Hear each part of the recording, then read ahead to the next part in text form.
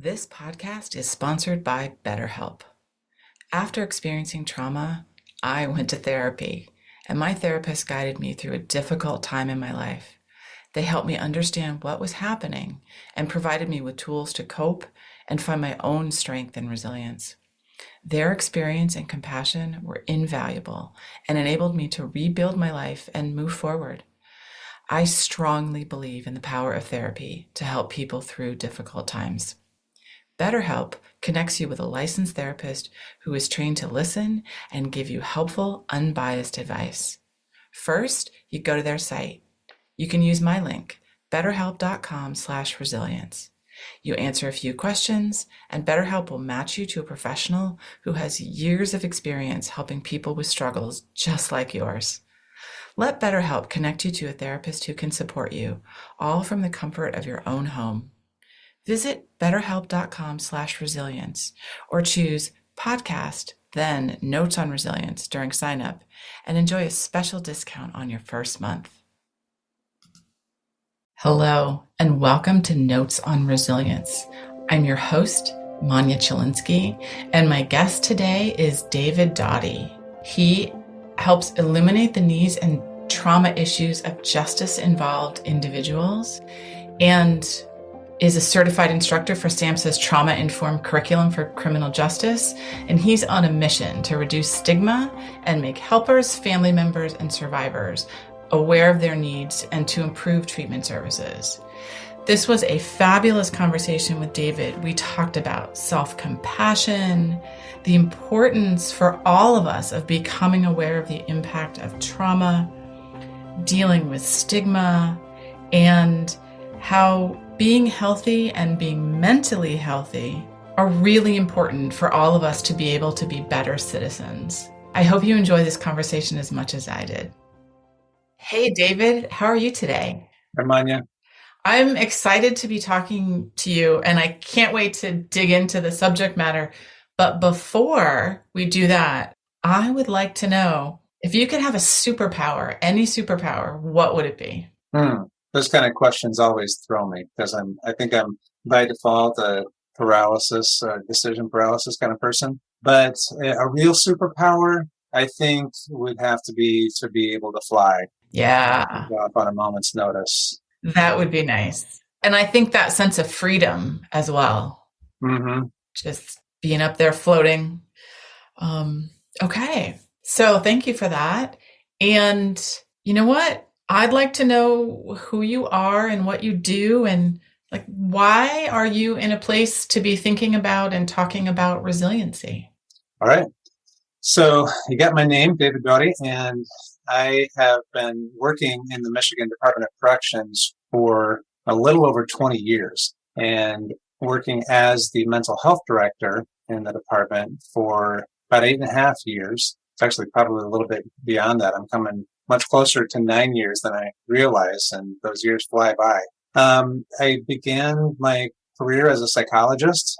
I was working with kids in the past and substance use with adults. And then I kind of almost by accident got into corrections. But, one of those stories where 20 years later, whoops, here I am. Yes. And it seemed to be a good fit. And I learned about trauma and resilience for one of the first times in fairly recent times, like 2015 or 2016. Okay. And we had an opportunity to have SAMHSA come out and give our about 30 people in our department a training on how being trauma-informed improves criminal justice outcomes. Okay. And so they came out and trained us, and it just seemed to be a missing piece that I hadn't completely understood in the past, because it's certainly not something that we were talking about in the early 90s when I was in graduate school. And it made a lot of sense for what people go through that get involved in the criminal justice system, that have substance use disorders and mental health problems. And so I really became passionate about getting that training under my belt and understanding more fully, and then being able to pass on the message to more people about kind of this plight of people that get arrested, put in jail, put in prison, diversion courts, whatever it might be, that have these really significantly higher levels of trauma incidents in their lives than other people that don't end up in those situations. Wow. It's so interesting that you came to the idea of trauma so recently, Mm-hmm. but Yeah. it sounds like it's something, like you said, it kind of fit in a missing piece. I think that in some ways, you get into something like a Department of Corrections, a state prison system, Hmm. and it is a bit of a bubble. You don't have as much interaction with some of the outside folks doing different kinds of things. I did notice as a psychologist and even a small unit supervisor that I became very unaware of what was going on. We call it out in the world. Okay. Yes. That's how the prisoners call it. They'll say out in the world.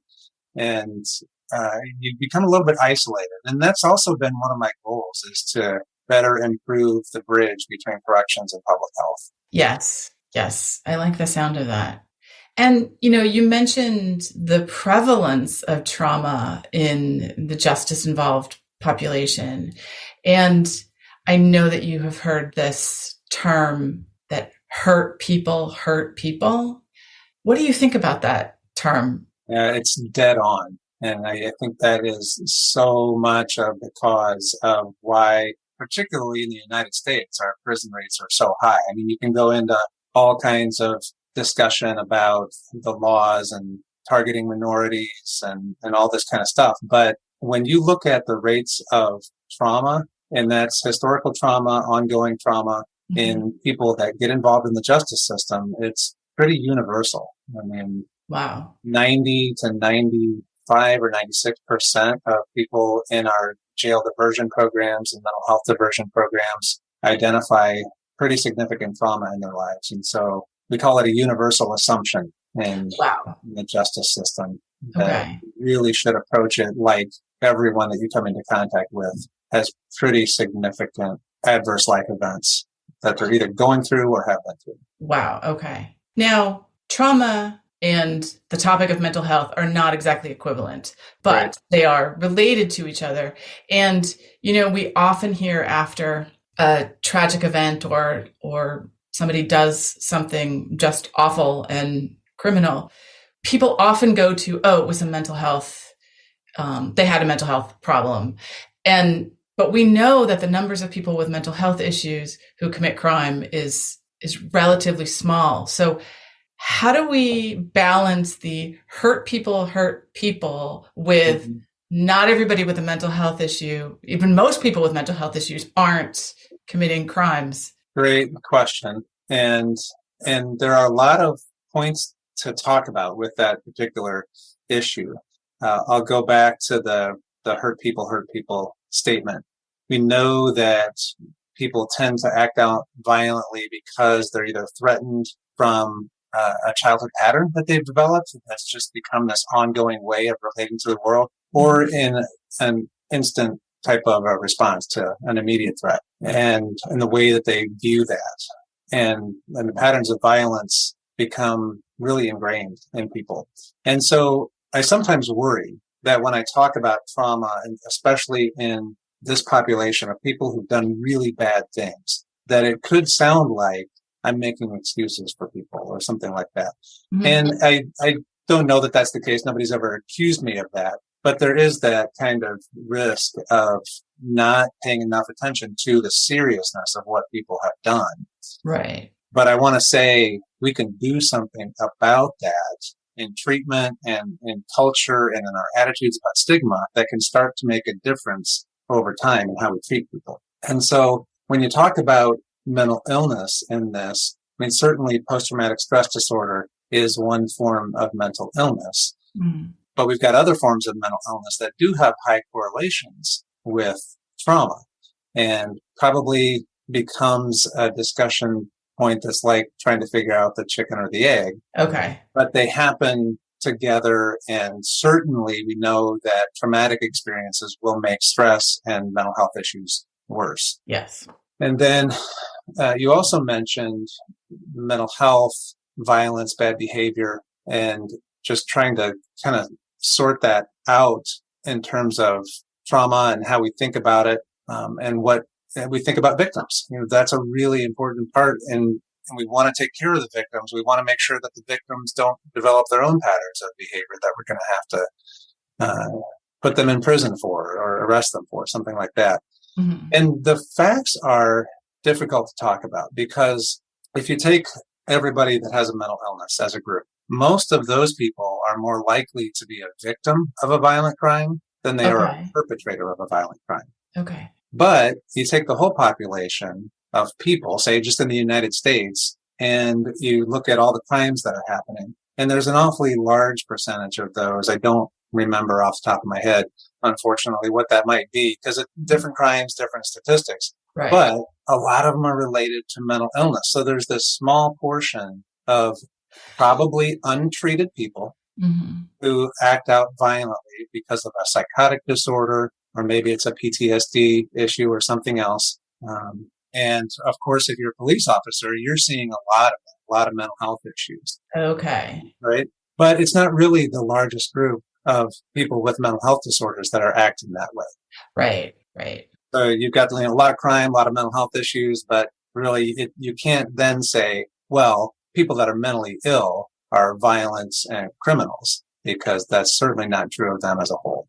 Right. Right. It's a very small subset, but that, if I'm hearing you right, that small subset represents a large percentage of the justice involved population that you deal with.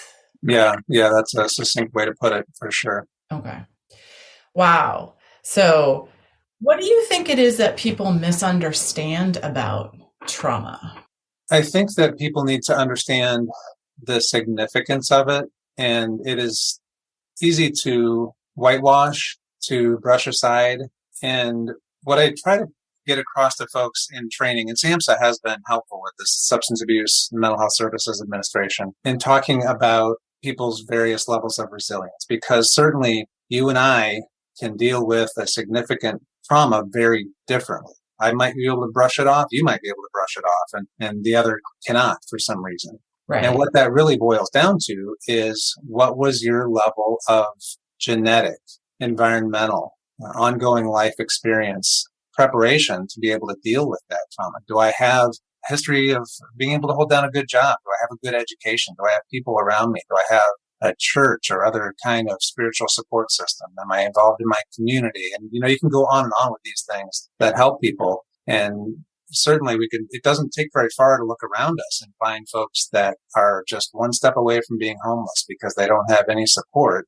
And one bad incident can really send them into a tailspin on multiple levels. Mm-hmm. And so I think that's what's really important to understand, to get rid of the stigma around trauma reactions, is to really look at people on an individual basis and understand that where they've come from is going to determine how well they can adapt to any given trauma. Okay. Experience. Wow.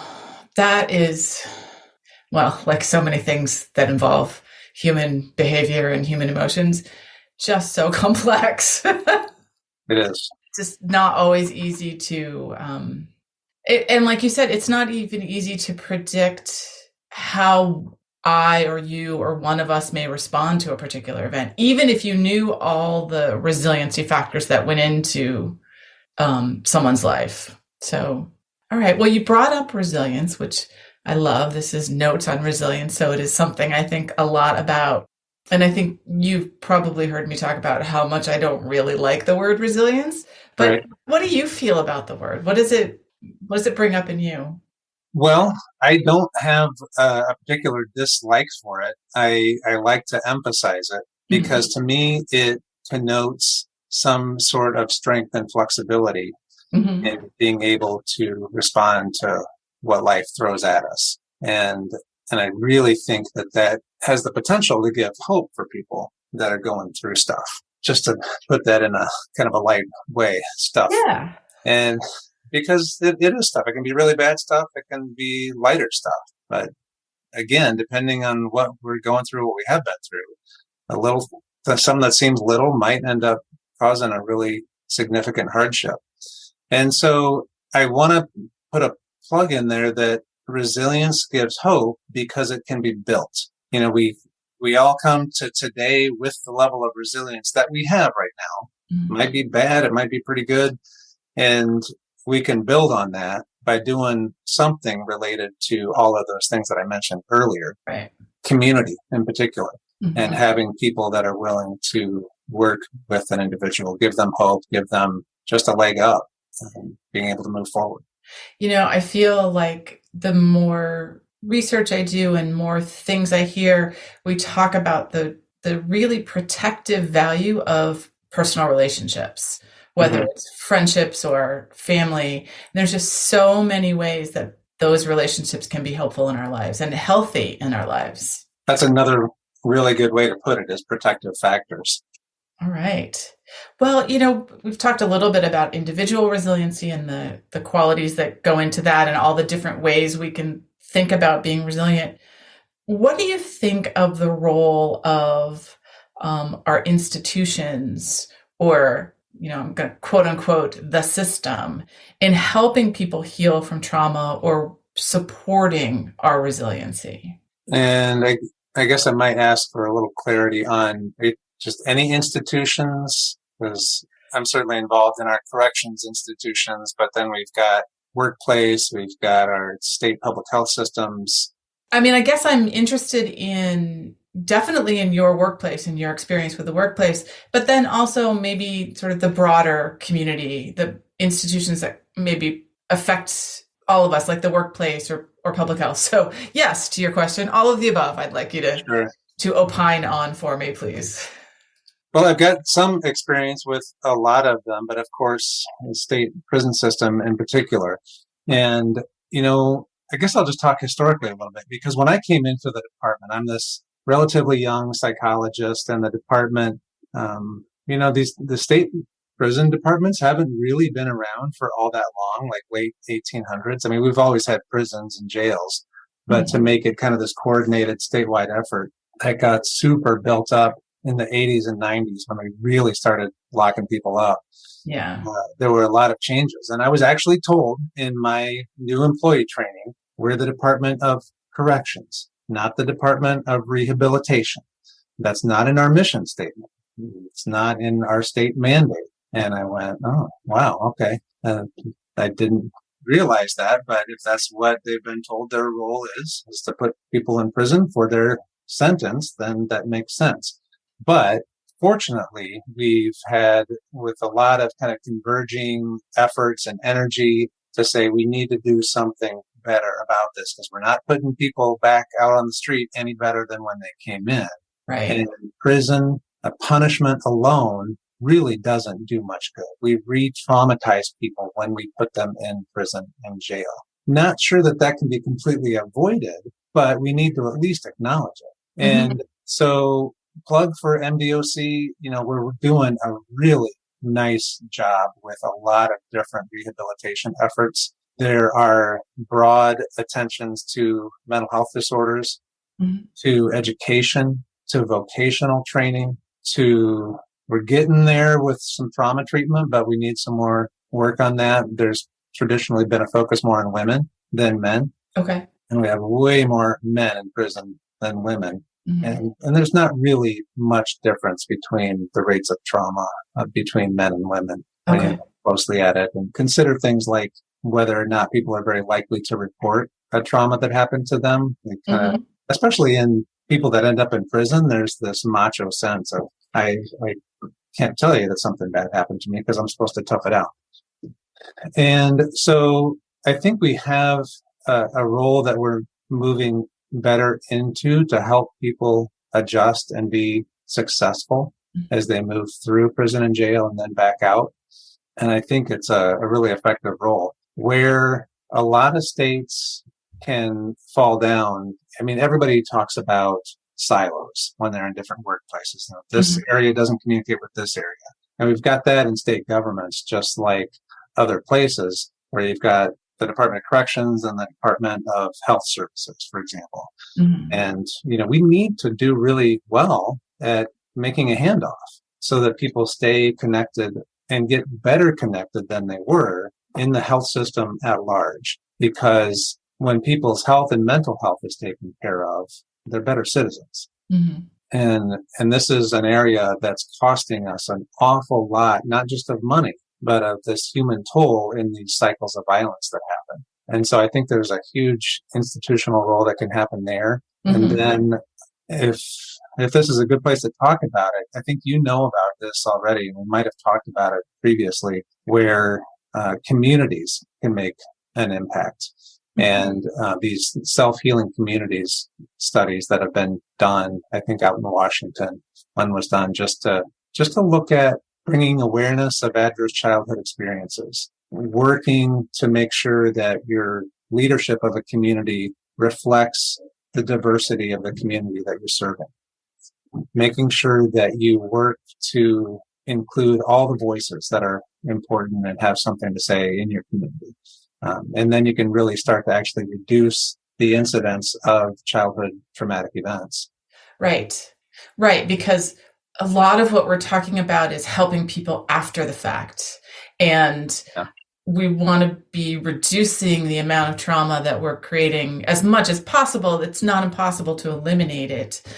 And I guess that's what I think about when I think about the role of the community and institutions in finding a way so we're just not creating as much trauma to start with. Right. You mentioned adverse childhood experiences, and I'm not sure all our listeners really know what that means. Can you explain that a little bit? I'll do my best to make it short and sweet. It's a really helpful tool. I guess Kaiser Permanente back in 1995, 97, I think was the range, decided to do a study with their employees. Really pretty big study, 17,000 people, and they surveyed them.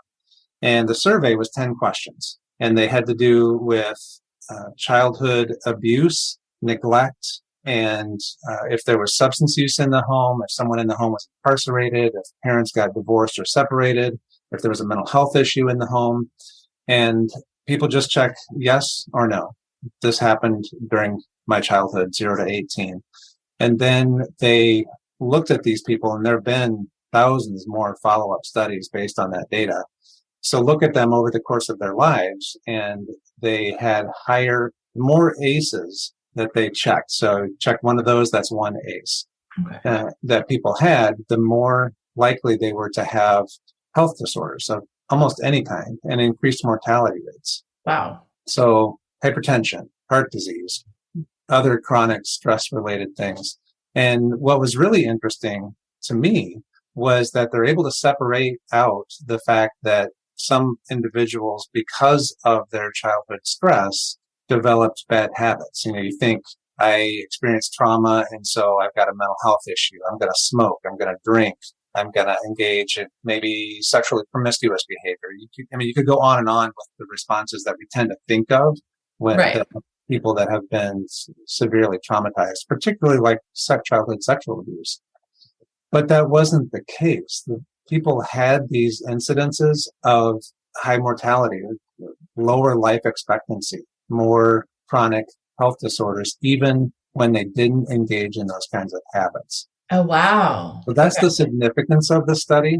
And then in my area in particular, it's really interesting because when they looked at young males and counted the number of ACEs they have, they stack. And there's a really high correlation of violence when you get up to about 4 ACEs or more than that, like 150% higher in some cases. Wow.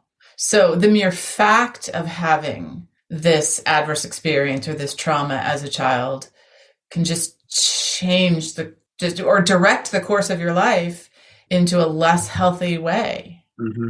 Absolutely. Wow. Which also speaks to the importance of, as much as possible, reducing traumas that we inadvertently or on purpose inflict on people. Right. Because these things are not particularly uncommon. I think physical abuse was around 20-21% of the population I've surveyed. Wow.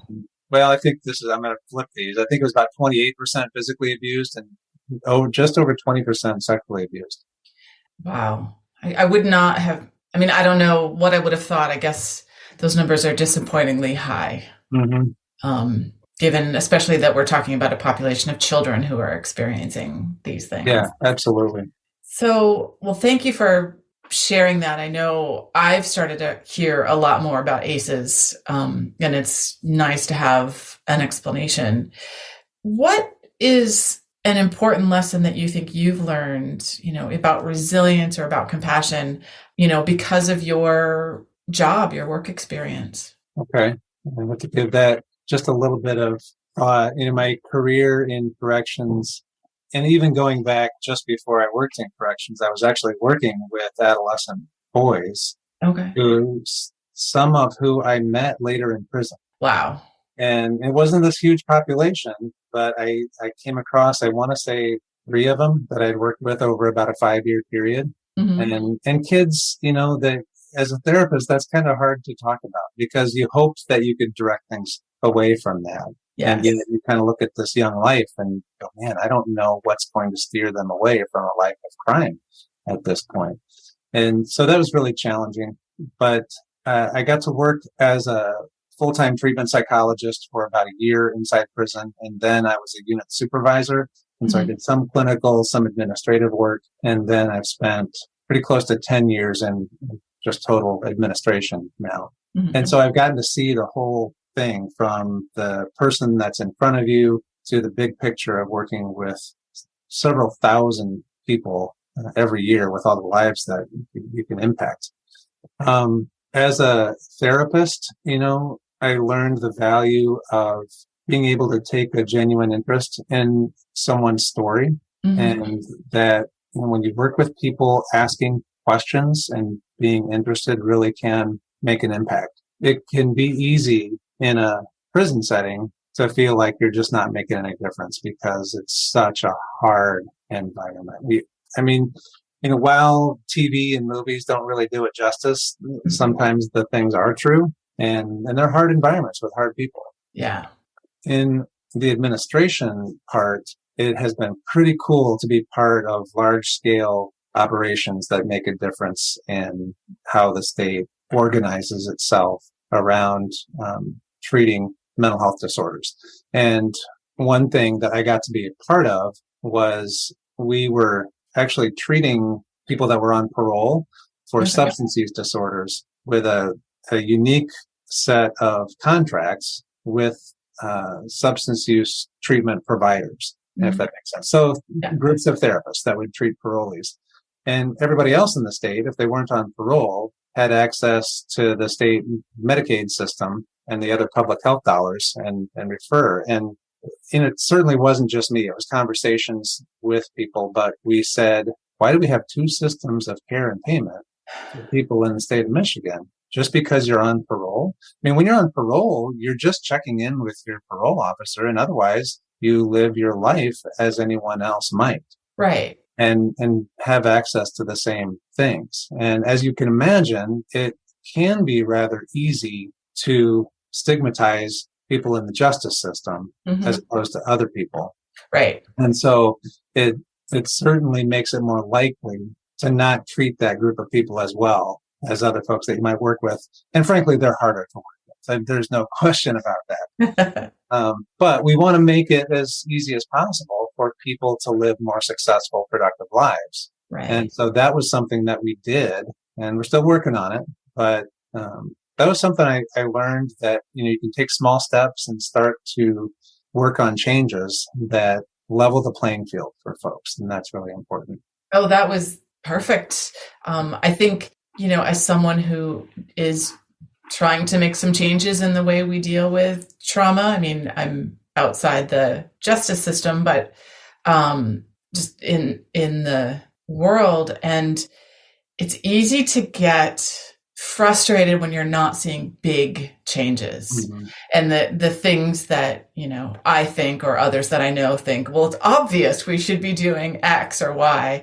But you're right. It's the consistent small changes that eventually lead to those big changes. I think it's very rare to have a big change in any of these kind of areas where, there's a new policy or there's some new decision that's made and everything switches. It's just a slow process. Yeah, sure is. Which, that is just the way it's supposed to be, I guess. What would you say, is there an important action or policy say that, an organization can take to be really supportive of trauma survivors? Let my brain run through some possibilities for a second there. There definitely are. I mentioned this kind of earlier, but becoming aware of the impact of trauma is really important. And so learn more about adverse childhood experiences. That's a really good first step in learning the impact of significant, difficult life events on people. And there are great trainings, I think, in every state just on ACEs. We have, in Michigan, we will do an MI with different programs. So it's My ACEs and My this, My that. And I know other states kind of do this similar things with their names. But I think every state has an ACEs initiative of some kind, and some are further than others. But you can look into that. As far as justice system issues go, a lot of people are really trying to turn their lives around when they end up arrested in jail or prison and get back out. And it can be really challenging. We banned the checkbox in Michigan that you have to say on your application for a job that you've been convicted of a felony in the past. And so at least it's not just an automatic thing where somebody throws out your application because of that without even trying to see if you have tried to make a change in your life. Because a lot of people really have made good changes. Sometimes we know this very well. What a person has successfully overcome in their life certainly makes them stronger and more adaptive to a lot of different things. And so being willing to look at people that have made some mistakes in their lives is really important for people to do if you're an employer. And I guess I would think those are the two big things. The awareness, learning about how trauma impacts people, and then being willing to take that second look at people and have an open mind about their mental illness or their criminal justice history, or that they have come through a really traumatic event that, it's easy to say, oh, they're going through this, and so they can't possibly do X, Y, Z. And that might not be true. They might be very adaptable to what you have to offer. Yes. I like that. Becoming aware of the impact and just having an open mind full stop. So we're getting close to the end of our time. Is there a question that I did not ask you that you wished I had asked you? I'm kind of drawing a blank on that. This might be a part where we edit to be a little bit shorter. I kind of came into this interview with a pretty blank slate, to be honest. And so I'm trying to think about what people often ask me, because when people find out what I do, they're often, if there's any interest in prisoners or prisons or jails or anything like that, I often get a lot of questions. Yeah. What's it really like? How did you get involved in that? And I guess one idea that comes to mind as I talk it through is, what's it like in there, in prison? And because people do wonder, when I watch Orange is the New Black, is it really like that?